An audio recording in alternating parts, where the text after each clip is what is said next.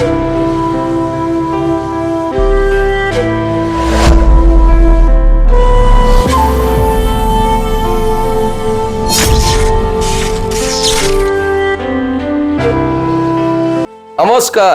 मु सामुएल प्रिय दर्शक बंधु जीवंत आहार को पुनर्बार आपण मानकु स्वागत करे।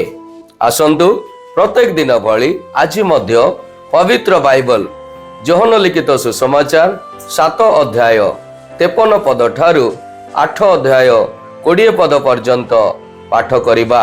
आजिर मूल प्रसंग जीवनर ज्योति। एठारे प्रकार लेखा जाए आउ समाने प्रत्येक अपना अपना गृह को चली गले, किंतु जीशु जीत पर्वत को गले। प्रत्युषरे से पुनर्बार मंदिर को आसिले। पुणी समस्त लोक ताहांक निकट को आसंते से उपवेशन करी सेमानंकु शिक्षा देवा को लागिले। आउ शास्त्री व फारुसी माने व्यभिचार कर्म रे धृता जने स्त्री लोक को घेनी आसी ताहाकु मध्यस्थल रे ठिया कराई ताहांकु कहिले, हे गुरु, ए स्त्री लोकटा व्यभिचार कर्म करुतिबा समय धरा पड़ी अछि। एहीपरि लोक मानकु पत्थर फोपाड़ी मारिबाकु मूसा आंभ मानकु व्यवस्था रे आज्ञा देई अछंती। तेबे आपण कोन कहू अछंती? सेमाने जेपरि ताहांक विरुद्ध रे अभियोगर कारण पाई परंती, एथि निमंते सेमाने ताहांकु परीक्षा करिबा उद्देश्य रे एहा कहिले। किंतु जीशु अधमुख होई अंगुली द्वारा भूमि रे लेखिबाकु लागिले। मात्र सेमाने ताहांकु पुनः पुनः पचारन्ते।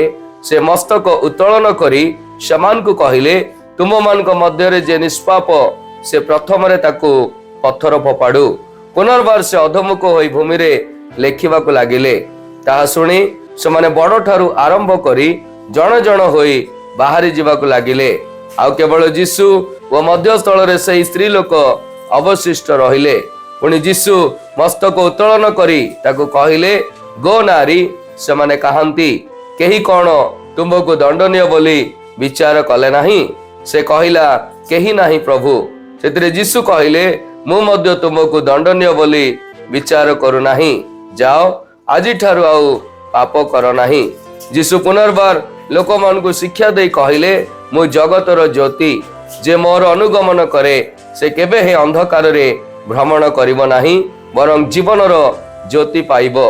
सेतिरे फारुसी माने तांकु कहिले, तुमे निज विषय रे साक्ष्य देउअछ, तुमर साक्ष्य सत्य नुहे। जीशु सेमानकु उत्तर देले, मु जदि निज विषय रे साक्ष्य देउथाए तेबे सुधा मोहर साक्ष्य सत्य, कारण मु केउ स्थान रु आसी अछि ओ केउ स्थान को जाउ अछि ताहा जाने। किंतु मु केउ स्थान रु आसे किबा केउ स्थान को जाए ताहा तुम्हे माने जानो नाही। तुम्हे माने मनुष्य भाव रे विचार करिथाओ, मु काहारी विचार करे नाही। किंतु मु जदि विचार करे तेबे सुधा मोहर विचार यथार्थ, कारण मु एकाकी नुहे, किंतु मोर प्रेरणकर्ता मो संगरे अछंती।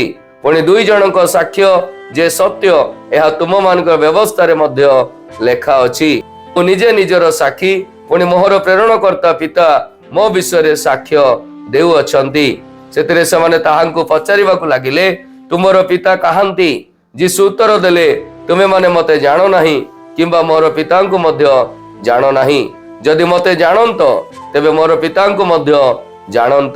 से मंदिर मध्य रे शिक्षा देउथिबा समय रे भंडार निकट रे एही समस्त कथा कहिले, किंतु केही तांकु धरिले नाही, कारण ताहांकर समय से पर्यंत उपस्थित होई नथिला।